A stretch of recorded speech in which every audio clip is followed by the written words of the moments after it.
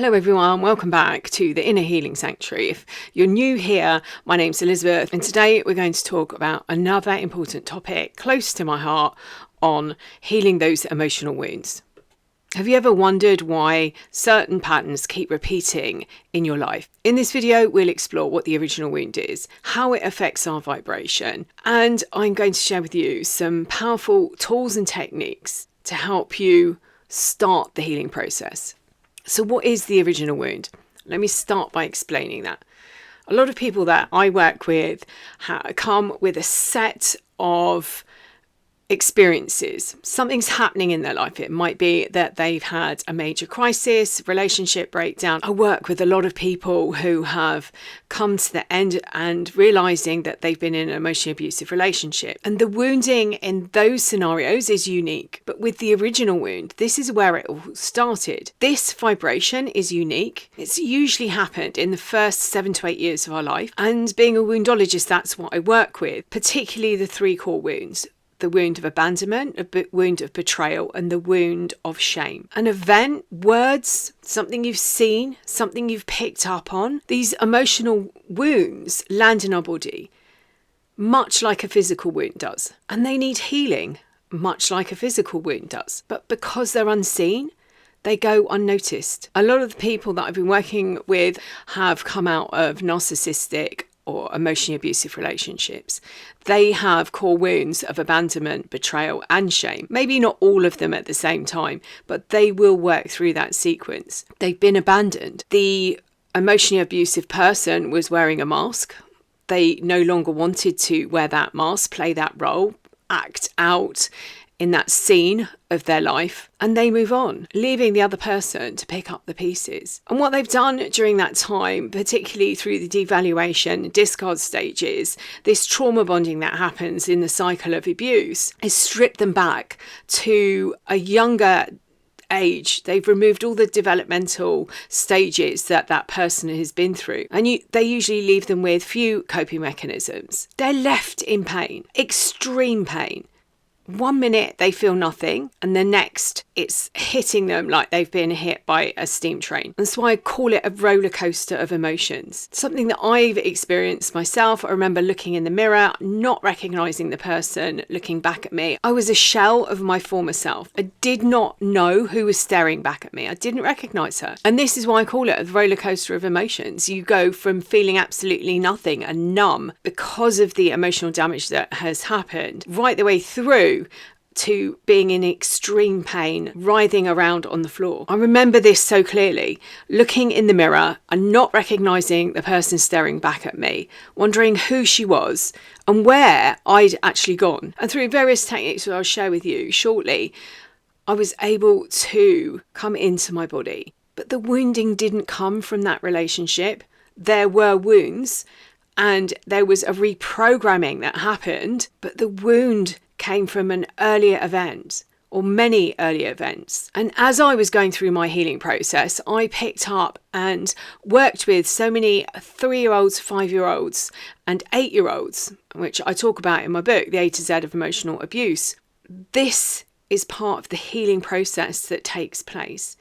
And there's a point of being able to reparent yourself. Some of the work that I do in a session will take you through that process from the pain, from where you are at the moment and what the trigger is or where the pain is in your body. We go back and locate it to where it originally came from. We then go forward reparenting the child or the children that have experienced that and bring you back into the life that you are in today. You might have experienced abandonment in childhood. You might have a wound of shame, particularly if you were a scapegoat within your family. And you might have experienced the wound of betrayal. And from those come other woundings. You might be experiencing at the moment a wounding of injustice. How is this fair? How is this person able to walk away? Maybe this is something that's happening in your work life and you're experiencing a wound of injustice, a wound of jealousy, a wound of fear, a wound of anger. All of these wounds come from these 3 core wounds: abandonment, shame, and betrayal. We all are bundles of energy. We vibrate at various different levels, and this wounding and these experiences that we have will affect us. And in fact, some of these wounds are emanating out and talking to other people's wounds. And in a way, that is how you attracted someone, because they recognized your wounding. You get into a relationship, whether it's a work relationship, a friendship relationship, whether it's a family relationship or a romantic relationship. And it's hard to walk away from these because you recognize the vibration, you recognize the energy. If you've been in a romantic relationship and you're healing from an emotionally abusive partner, you might have heard things like, I don't understand how you didn't see that as abusive, or why didn't you leave earlier? We don't leave because we've experienced it in our childhood. We recognise it. It's familiar to us. And this is why it's crucial now to start doing that inner work, that inner healing, and start living the life that we were born to live. Another example is if you were the scapegoat within the family, you might carry a wound of unworthiness, taking the blame for all of the things that go wrong within that family unit. And each relationship reinforces that you are unworthy, that you take the blame. And it's natural. You grew up in that environment. It's no different from what you've experienced before. And as I said, healing and doing the inner healing work, and that sounds cliche, but it is really important. But going in, changing and challenging some of the statements and things that we've heard as children can change our life, and it leads us to a place where we're living the life that we were born to live. So what can you do? There were 3 things that changed my life. And at that time I had a 3-year-old reacting. She was in control of my life. She was making all of the decisions. So when I got an email or I received a letter, it was her reacting and her dictating what happened. One minute she was in absolute pain and the next minute she was numb. And what I found during that time was I was actually teaching grounding techniques. And I realised over a period of time that I wasn't in rumination as long as I had been before. So I found that being grounded was really helping me stay out of rumination. I wasn't blaming myself as much. I was able to go and write the story and see the patterns within that relationship. And what I found was it stopped rumination in its tracks. I was able to use other techniques like writing the story out, which helped me stay out of rumination, or it helped me to come out of rumination a lot quicker. So that's the first thing you can do. The other one is breathing. I now talk about box breathing, but you can use lots of different breathing techniques. Breathing and counting at the same time take you to a different part of your brain. The breathing helps you regulate your nervous system. The counting helps you take the thought away, take you out of rumination because you're thinking from a different part of your brain. So that's number 2. Other things you can do are writing out your story, asking if this is true, creating a safe space within your environment, and there are so many more. Grounding is particularly important right at the beginning, as is the breathing, and the other techniques will help you as well. You can get those. I'll put a link in the description below. I've got an online course that you can download and work through, which will take you through the process of setting up safe areas, setting up the stepping stones to help with your healing. Try this technique yourself. Try it for a week. Try grounding when you get up in the morning. Visualize roots coming out of your feet and going down.